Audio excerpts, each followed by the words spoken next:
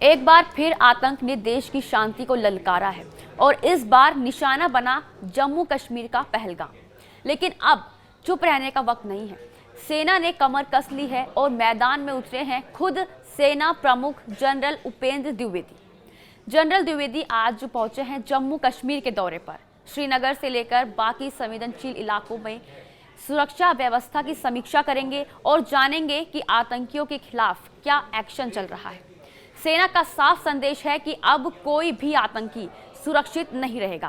पहलगाम हमले का हर जिम्मेदार या उसका मददगार अब बख्शा नहीं जाएगा। नमस्कार, स्वागत है आपका। न्यूज़ 18 देख रहे हैं आप। मैं हूं आपके साथ ईशा खान। जम्मू कश्मीर के पहलगाम में हुए आतंकी हमले के 2 दिन बाद सेना प्रमुख जनरल उपेंद्र द्विवेदी जम्मू कश्मीर के दौरे पर पहुंचे हैं। ये दौरा सुरक्षा व्यवस्था की समीक्षा के लिहाज से बेहद अहम माना जा रहा है।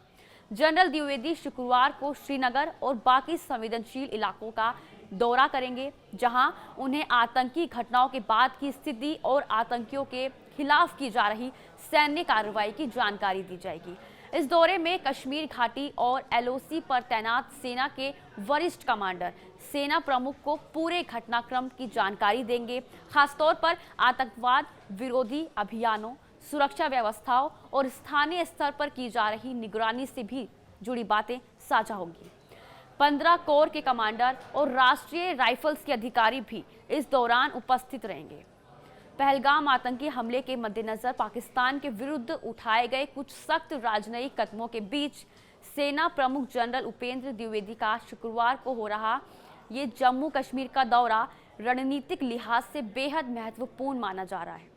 जम्मू कश्मीर की इस यात्रा के दौरान सेना प्रमुख के पहलगाम आतंकी हमले के घटनास्थल पर भी जाने की संभावनाएं हैं। हालांकि सेना ने इसकी आधिकारिक पुष्टि नहीं की है। पहलगाम आतंकी हमले को लेकर दिल्ली में रक्षा मंत्री राजनाथ सिंह की अध्यक्षता में सर्वदलीय बैठक भी की गई, जिसमें गृह मंत्री अमित शाह, विदेश मंत्री एस जयशंकर, कांग्रेस अध्यक्ष मल्लिकार्जुन खड़गे समेत कई नेता इसमें शामिल हुए।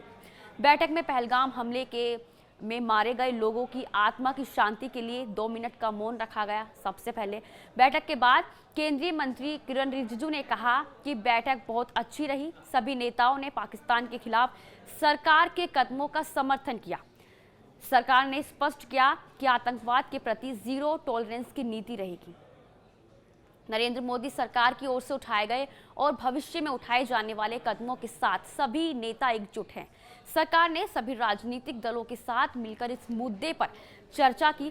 सभी दलों ने एक साथ मिलकर आतंकवाद की निंदा की। सरकार का ये कहना है कि वे आतंकवाद के खिलाफ लड़ाई में एकजुट हैं। भारत सरकार ने आतंकवाद के खिलाफ अपनी लड़ाई को और तेज कर दिया है।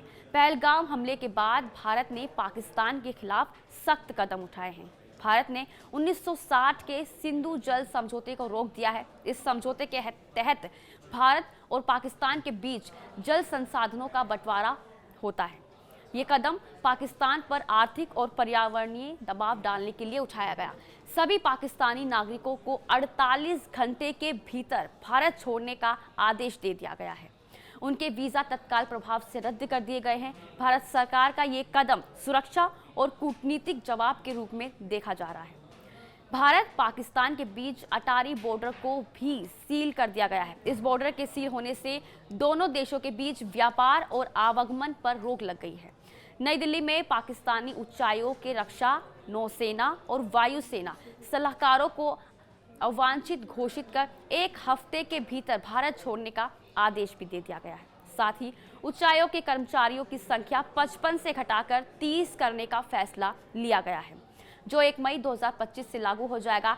भारत ने इस्लामाबाद में अपने उच्चायोग से सैन्य सलाहकारों और सहायक कर्मचारियों को वापस बुलाने का फैसला किया, जिससे दोनों देशों के बीच कूटनीतिक संबंध और सीमित हो गए हैं। जवान मोर्चे पर हैं, ड्रोन आसमान से निगरानी कर रहे हैं और पूरा देश एकजुट है अपने वीरों के साथ। अब वक्त है आतंक को जड़ से मिटा देने का। पहलगाम का ये जख्म अब इन दरिंदों का आखिरी निशान बनेगा। और इसी के साथ आज के लिए बस इतना ही। नमस्कार।